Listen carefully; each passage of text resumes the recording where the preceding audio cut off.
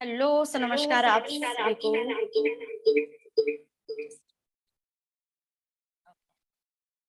चलिए, सो नमस्कार आप सभी लोगों को। और मेरी आवाज आ रही है? चलिए, तो हम बुक पढ़ रहे हैं सक्सेस एंड हैप्पीनेस। ओके, तो हम लोगों का कंप्लीट हो चुका है, ऑलमोस्ट हम लोग पहुंच चुके हैं। कल हम लोगों ने उदारता पढ़ा था, मतलब दान देना, उसके बारे में हमने पढ़ा। 19 डेज हम लोगों को हो चुके हैं और इसका पार्ट 1 हम लोग पढ़ चुके हैं। कल इसका पार्ट 2 जो कि थोड़ा सा ही बचा है, इसको भी देख लीजिए, और जिससे हम समझ सकते हैं कि दान देना को कहाँ पर है, आपको कैसे दान देना है, क्या चीजें आप दान दे सकते हो, किन किन लोगों की आप मदद कर सकते हैं, कैसे आप मदद कर सकते हैं। ठीक, तो चलिए, कल हम लोगों ने स्टॉप किया था यहाँ तक और फिर अब हम उसके आगे का पढ़ते हैं। चलिए, so are you ready everyone? Okay, मेरी वॉइस क्लियर है? चलिए, हम उसके आगे का कंटिन्यू कर रहे हैं। मतलब हम जब किसी की मदद करें तो सिर्फ सामने वाले के आज के बारे में नहीं सोचना चाहिए, बल्कि उसके भविष्य के बारे में भी सोचना चाहिए। मैंने ऐसा सवाल किया। उसके बाद वासु बोला, और अगर कोई काबिल नहीं है तो उसकी मदद बिल्कुल नहीं करना। ये तो फिर शर्तों के आधार पर मदद करना हुआ। इसमें उदारता कहाँ है? ये कहा है कि इसमें उदारता कहाँ है, मतलब हम इसमें कैसे मान सकते हैं कि दान देना इसे कहते हैं। सर ने कहा बहुत अच्छा सवाल, प्रैक्टिकल भी है, और इसे हम कुछ उदाहरण से समझते हैं। अब उदाहरण ये है, पहले हम एक ऐसे इंसान का उदाहरण लेते हैं जो कि शराब के नशे में डूबा रहता है और वो अपने परिवार का ध्यान नहीं रखता और उसके परिवार से भी पैसे चोरी करके शराब पी लेता है। अब ये इंसान तुम्हारे सामने आता है, इमेजिन करना है आपको, ठीक है, कि अब ऐसा इंसान आपके सामने आया और कहता है कि मेरा परिवार भूखा है, मुझे पैसे दे दो, मैं अपने परिवार को खाना खिला दूंगा। और तो उस शराबी पर भरोसा करके उसे पैसे देना उदारता नहीं, मूर्खता होगी। बिल्कुल सही बात है। अगर कोई ऐसा पर्सन आपके सामने आता है और आपको बहला फुसला करके कहता है, ठीक है, और वो इंसान शराबी है, मतलब कि उसको भूख लगी है और वो ये कहता है कि मुझे मेरे परिवार का पालन पोषण करना, मेरे परिवार वाले भूखे हैं, तो मुझे कुछ पैसे दे दो, तो ये चीज यहाँ पर मूर्खता होगी। आपको क्या मालूम है कि सामने वाले को पैसे क्यों चाहिए है, क्या वो सच में खाना खिला पाएगा? ओके, और अगर तुमने उसे राशन या खाना दे दिया तो मुमकिन है कि वो उस राशन को आने औने पौने दामों पर भी बेचकर नशा खरीद लेगा, क्योंकि वो बहुत ही नशा करता है, उसको तो वही चीज चाहिए है। अब यहाँ अगर तुम उस इंसान की सच में मदद करना चाहते हो, अगर वाकई में आप ऐसे इंसान की मदद करना चाहते हैं, तो उससे बात करो, उसे समझाने की कोशिश करो। अगर वो नशे से बाहर आने का वादा करे तो उसे नशे से बाहर निकालकर सही जिंदगी जीने में मदद करना सही उदारता होगी। अगर आपको किसी की मदद करना है तो इस तरीके से करें, उनसे पूछे कि आपको दिक्कत क्या है, कोई भी चीजें, ये उनकी इस तरीके की प्रॉब्लम हो सकती है, ऐसे बहुत सारे प्रॉब्लम्स हो सकती है जिससे आप निकाल सकते हैं उनसे बातें करके कि भाई उनको प्रॉब्लम किस चीज की है। जब आप प्रॉब्लम को समझेंगे तो शायद आप उनकी मदद कर पाएंगे। उसके साथ ही उसके परिवार के लिए खाना भी दे दो, लेकिन ये खाना या राशन उसके परिवार को मिले, ये बात सुनिश्चित करना भी तुम्हारी जिम्मेदारी है। अगर आप राशन खाना पानी दे रहे हैं तो आपका भी फर्ज बनता है कि ये सही जगह पर जा रहा है या नहीं जा रहा है। ये एक उदाहरण हो गया, अभी हमने एक उदाहरण पढ़ा है। ठीक, अब हम पढ़ते हैं, हम एक और उदाहरण लेते हैं। मान लो एक आदमी तुम्हारे पास आता है और कहता है कि मैं काम की तलाश कर रहा हूँ, मेरे पास कोई काम नहीं है, पैसे भी नहीं है, परिवार का ध्यान नहीं रख पा रहा हूँ, आप कोई काम दे दो साहब। साहब बदले में सिर्फ परिवार के लिए खाना मिलेगा तो भी कर लूंगा। तो यहाँ उस इंसान को सिर्फ पैसे देना सही नहीं होगा, वहां तुम्हारी कोशिश होना चाहिए उस इंसान को काम दिलवा दो ताकि वो अपने परिवार का पालन पोषण कर सके, और फिलहाल के लिए तुम उसे कुछ पैसे देकर उसकी मदद कर सकते हो, लेकिन एक शर्त के साथ कि जब वो इंसान पैसे कमाने लगेगा, जब वो काबिल हो जाएगा, तो तुम्हें पैसे लौटा देगा। अब तुम्हें ये पैसे वापस मिलते हैं या नहीं, वो अलग बात है। तुम इन पैसों को वापस पाने की उम्मीद भी मत करो, लेकिन यहाँ इस शर्त को लगा देने की वजह से तुम उसकी मदद कर दोगे तो उसे नीचा भी नहीं देखने दोगे। आप मदद कर सकते हो, लेकिन आप उनसे ये उम्मीद मत करो कि वो पैसे वापस देंगे या नहीं। लेकिन आप उनको बोलो कि जब आप उसके काबिल हो जाओगे, जब आपके पास पैसे आ जाएंगे, तो वाकई में आप हमको वापस कर सकते हो। सर की ये बात सुनकर मैंने सवाल किया, और अगर उसने कमाकर सच में पैसे वापस कर दिए तो फिर क्या करें? तो उसकी तारीफ करो और इस पैसे को वापस ले लो, लेकिन इसे कभी भी खुद के खाते में नहीं रखना, बल्कि इसको उदारता वाले लिफाफे में जमा कर दो, ताकि जब किसी और को मदद की जरूरत हो तो वो तुम्हारे पास थोड़े ज्यादा पैसे हो, चाहे 1 रुपया ही ज्यादा क्यों ना हो। अगर आपके पास पैसे हैं, अगर उसने ये पैसे आपको दे दिए, ठीक है, तो उन्होंने अगर पैसे कमा लिए हैं तो आपके अकाउंट में अगर आपको दे दिए पैसे, तो आपको खुशी खुशी ले लेना है, क्योंकि ये उसकी मेहनत की कमाई है। अब जब आपके पास वो पैसे आ जाते हैं, सामने वाले ने पैसे आपको दे दिए हैं, तो इस पैसों को आपको भी खर्च नहीं करना है। इस पैसों को आपको किसके अकाउंट में रखना है? आपके जो उदारता वाले, मतलब जो दान देने वाला जो आपका अकाउंट होगा, आपको जो डोनेट करने वाला जो अकाउंट है, आपको उसमें रखना है। उसके बाद फिर कभी कोई पर्सन को अगर कभी भी मदद की जरूरत पड़ती है, तो आप उसी पैसों से किसी की हेल्प भी कर सकते हैं। मतलब आप हम स्टूडेंट के लिए जो फीस का इंतजाम करवा देते थे, हमारे लिए पार्ट टाइम जॉब का इंतजाम करवाते थे, हम लोगों के लिए खाने का इंतजाम करते थे, हम में से कई लोगों के रहने का इंतजाम करते थे, वो इसलिए था कि हम खुद को काबिल बना सके। वासु ने सवाल किया। भाई, वासु और गोविंद जैसे लोगों को भी तो मदद मिली है, जो कि तिवारी सर ने और तिवारी मैम ने जो किया है। उनको भी फ्री में हॉस्टल मिला है, खाना पीना मिला है, रहन सहन ये सारी चीजें मिली है, पढ़ाई लिखाई का खर्चा मिला है, ताकि वो लोग भी एक दिन अपने पैरों पर खड़े हो सके। जब वो एक दिन काबिल हो गए, अब तिवारी सर जी ने भी वही बताया है कि जो उनका खर्चा उठाया करते थे, वो खर्चे भी उनके जो डोनेशन के लिए जो पैसे बचा करके रखे थे उन्होंने, ये उसी पैसों में से थे। सर कुछ बोले नहीं, लेकिन उन्होंने हाँ में सर हिला दिया। फिर थोड़ी देर बाद बोले, जैसा कि हमने पहले बताया, उदारता से हमारी कोशिश यही थी कि हम जो भी करें उसे देश का भला हो, दुनिया थोड़ी सी बेहतर हो सके, और हमने अपनी समझ के साथ वही किया, और हमें उम्मीद है कि हम अपनी कोशिश में सफल भी हुए थे।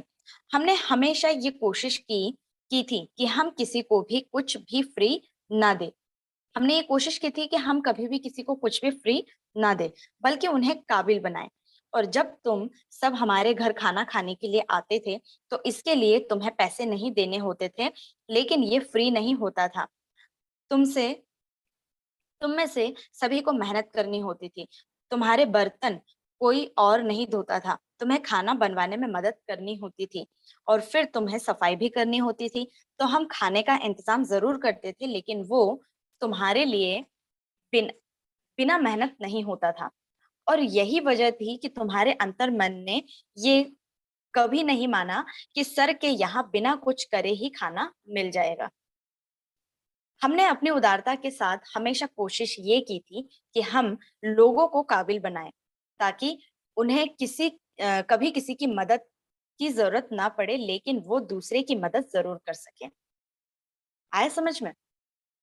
उनको इतना काबिल बना दिया कि वो अ, दूसरों की मदद कर सके, इतना काबिल कि उनके पास पैसे भी हो और बहुत स्ट्रांग तरीके से अपने पैरों पर खड़े हो सके, इतना उनको काबिल बना दिया था।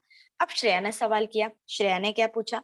ये बात तो समझ आ गई सर, लेकिन कई बार ऐसा होता है कि किसी को मदद चाहिए और तत्काल चाहिए, तो वहां क्या करें? उदाहरण के लिए, अगर हमारे घर के बाहर एक बूढ़ी औरत भीख मांगते हुए आ गई, तो अब हम उसे भविष्य को बेहतर बनाने के लिए कैसे प्रोत्साहित करें, या उसे भीख देकर उसकी मदद कर दें? जवाब बुआ ने दिया। अब इसका जो जवाब है, श्रेया का जो सवाल था और इसका जो जवाब था, वो किसने दिया? बुआ ने दिया। कई बार आपको ऐसी जगह पर खाना या पैसा देकर उनकी मदद कर देना चाहिए। आइडिया ये है कि हर जगह एक बैलेंस बनाकर रखना होगा, और कई बार अपनी समझ से सिर्फ ये देखना होगा कि तुम किसी की मदद करके उसे नकारा तो नहीं बना रहे हो। तुम्हें हमेशा यही ध्यान रखना है कि तुम लोगों के लिए उदार बनाओ, लेकिन तुम्हारी उदारता उनकी ताकत बननी चाहिए, उनकी मजबूरी नहीं। सर ने बात को पूरी करते हुए कहा, यहाँ एक बात ध्यान रखना, जब तुम्हारी चाहत, नियत और बरकत ठीक होगी तो काबिलियत को समझने के लिए तुम्हें चिंता करने की जरूरत नहीं होगी।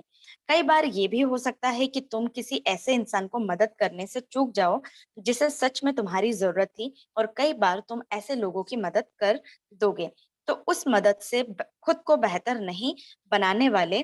तो यहाँ तुम्हारी गलती नहीं है, तुम्हारा टारगेट सिर्फ इतना होना चाहिए कि तुम किसी के लिए कुछ करो या ना करो, खुद को कोई घमंड मत आने देना कि तुमने कुछ किया है। अगर तुम किसी के लिए कुछ करते हो,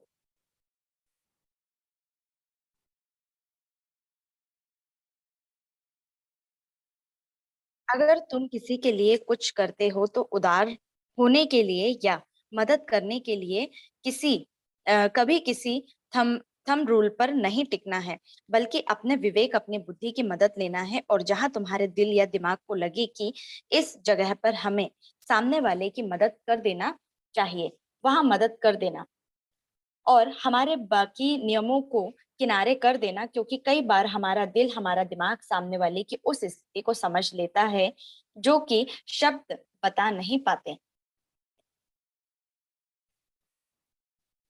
यह मुद्दा सिर्फ इतना है कि तुम अगर चाहत नियत बरकत को अपना ध्यान रख लेते हो तो काबिलियत का हिस्सा धीरे धीरे अपने आप ही तुम्हारे लिए क्लियर हो जाएगा। बस उसके लिए थोड़ा वक्त देना होगा। अपनी बात कहने के बाद सर रुके और उन्होंने हमारी तरफ सवालों के लिए देखा, लेकिन अधिकतर बातें हमारी समझ में आ चुकी थी, और जो नहीं समझे थे उसका जवाब वक्त से मिलना था, शायद इसलिए हमारे पास कोई सवाल नहीं थे। उसके बाद सर उठे और बोर्ड के पास जाकर उन्होंने लिखा, तिवारी सर और बुआ इतने उदार कैसे बने, मतलब इतने दानशील कैसे बने। और सर ने वही खड़े होकर होकर कहा, यहाँ हमारे पास कहने के लिए कुछ खास नहीं है। हमने कभी ये नहीं सोचा था कि हम दुनिया को बदलेंगे या हम बहुत कुछ अलग करेंगे। हम दोनों ने दूसरों की मदद से बहुत फायदा लिया था, और इसी वजह से हमने तय किया था कि हम अपनी काबिलियत भर लोगों की मदद जरूर करेंगे। इस तरह से आप लोग भी कर सकते हैं। जब आप एक दिन काबिल बन जाएंगे तो हमेशा दूसरों की मदद करते रहिए। यही सबसे बड़ा एक आपके अ, जो कहते हैं ना कि तब आप दिल से बहुत बड़ा बन पाएंगे। तब आपको अंदर ही अंदर से बहुत खुशी फील होने लगेगी। ईश्वर की कृपा थी कि हमारी चाहत, नियत और बरकत सही रही, और फिर हमने ये भी समझ आ गया कि काबिलियत को कैसे देखना है। हम पैसे बचाने और मैनेज करने में कामयाब हो गए। तो सबसे पहले आपको भी यही चीज सीखना है, आपको पैसे बचाना सीखना है और पैसे को मैनेज करना भी सीखना है। तो हमारे लिए कभी पैसे की कमी नहीं हो पाई, और हमने प्यार, परिवार, पैसा, सम्मान का ध्यान रखते हुए अपनी काबिलियत के जितना देने को अपना नियम बना लिया। और बिना किसी प्लानिंग के हम लोग हमें उदार कहने लगे। उसके बाद सर ने बोर्ड पर फिर से लिखा, क्या मैं और श्रेया कभी उधार उदार बन पाएंगे? और कुछ पूछने से पहले ही जवाब श्रेया ने दिया, और वो बोली, हाँ सर, हम उदार बन पाएंगे, बस हमें अपनी चाहत, नियत और बरकत पर ध्यान रखना होगा। और अगर हमने इन 3 बातों को ध्यान रख लिया तो काबिलियत वाला हिस्सा तो वक्त के साथ समझ आ जाएगा। मेरे पास और कुछ कहने के लिए नहीं था, तो मैंने हाँ में सर हिला दिया। और उसके बाद बुआ ने वासु की तरफ देखा और बोला, मैं अपनी तरफ से पूरी कोशिश करूंगा और उदार बनूंगा। अब सिर्फ 5 सवाल बचे थे, तो तो मुझे समझ नहीं आ रहा था सर अब अगला सवाल कौन सा लेंगे, और सर ने वही खड़े खड़े इसका जवाब भी दे दिया। उन्होंने बोर्ड पर साफ लिख लिया और अगला सवाल लिखा। चलिए दोस्तों, तो ये वाला हमारा चैप्टर खत्म होता है यहाँ पर, जिसमें हमने उदारता के बारे में पढ़ा था, दान देना के बारे में पढ़ा था कि आप अपने पैसों को किस तरह से मैनेज कर सकते हैं। हमने वो 4 चीजें सीखी है, जिसमें है चाहत, नियत और उसके बाद है चौथा, चाहत, नियत, बरकत और काबिलियत। ये 4 चीज़ों को हमेशा हमको ध्यान में रखना है, कभी-कभी हम भी ऐसे ही भूल जाते हैं, लेकिन हमें कभी नहीं भूलना है, इन बातों को हमेशा हमें ध्यान में रखना है, इन सारी चीज़ों को। बहुत ही अच्छे से हमने इसको समझा है। अब इसे हमें जितने भी लोगों ने अगर इस वीडियो को देखा है, तो ज़रूर से इस वीडियो को अप्लाई करें, जो भी आपने सीखा है और साथ ही साथ में अब इसके आगे हम बढ़ते हैं हमारे दूसरे चैप्टर की ओर, जो है सेहत और ऊर्जा। जी हाँ दोस्तों, आप अपने जीवन में अपने सेहत को किस तरह से आप उसको अच्छा रख सकते हैं, क्या कर सकते हैं, उसके लिए आपको क्या करना होगा और हमेशा आप ऊर्जावान कैसे रहें, हमेशा एनर्जेटिक फ़ील कैसे करें, ये चीज़ देखने के लिए आप हमारा अगला वीडियो देख सकते हैं। तब तक के लिए थैंक यू और दोस्तों अभी तक अगर आपने हमारा चैनल को सब्सक्राइब नहीं किया है, तो ज़रूर से सब्सक्राइब कर लीजिए, ताकि हम आपके लिए और अच्छे-अच्छे बुक्स रीडिंग से रिलेटेड और भी काफ़ी सारे वीडियोज़ लेकर आएँ। Thank you.